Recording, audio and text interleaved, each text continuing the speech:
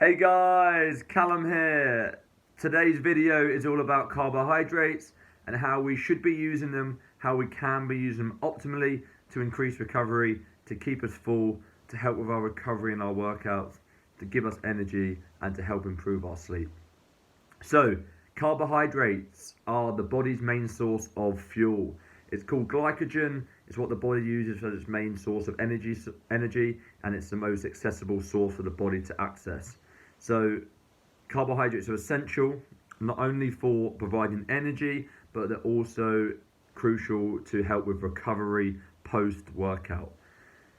The thing is with carbohydrates is we massively overconsume them in the UK. We've been brought up to have toast for breakfast or breakfast cereals, Cocoa Pops, Frosties, Shreddies, things like this. Then we have a sandwich for lunch, more bread, and then we'll have crisps, a cake, all which have carbs.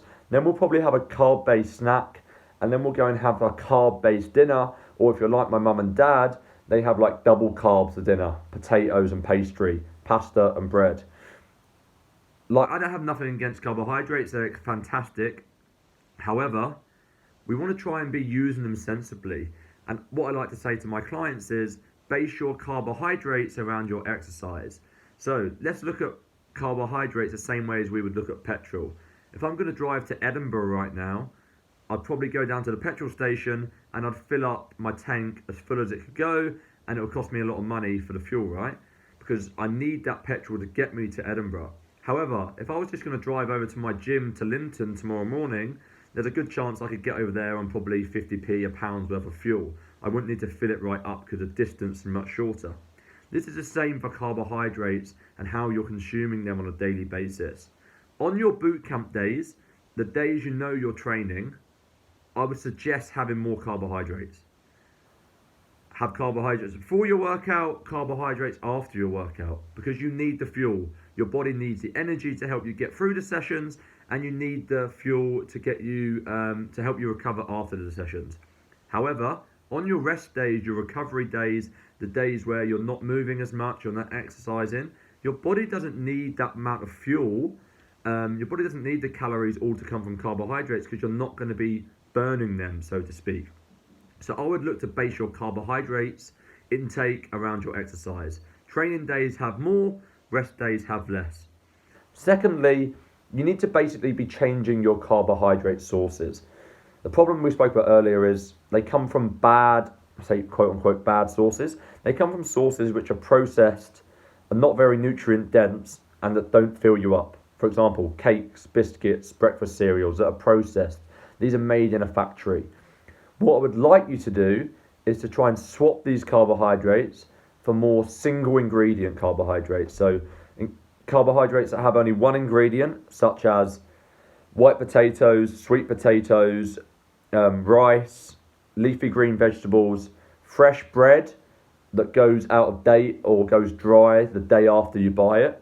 These carbohydrates, porridge oats, these carbs are going to be, firstly, slow releasing energy. So it's going to not spike blood sugar so high, which is what we want. And secondly, it's going to keep you fuller for a longer period of time compared to more sugary, process-based carbohydrates like cakes, croissants, and cereals. Not only this, these carbohydrates are typically less calorie dense than cakes, biscuits, and croissants. For example, this many white potatoes is 100 calories, for example, and this much cake is 100 calories. So we need to look at food volume. You can have more volume of carbohydrates that come from single ingredients. Potatoes, leafy green vegetables, rice, oats. Lots of food volume for little calories. Whereas pastries, croissants, lots of calories for small amounts of food. Does that make sense? So, potatoes, oats, really nutrient dense. You can eat a lot of them for a little calories. Cakes, biscuits, chocolate, pizza. You can eat not many of them and it'll have a large amount of calories. So, essentially, we want to try and base our carbohydrates around our workouts. And secondly, we want to change our carb sources so they come from single ingredients, because these are less calorie dense and they are more nutrient dense, which keep you fuller for longer and give you better fuel for your workouts. If you've got any questions about carbs or want to know the best sources, hit it in the Facebook group, check out my recipes. Myself and Eleanor and the other amazing members are here to support you.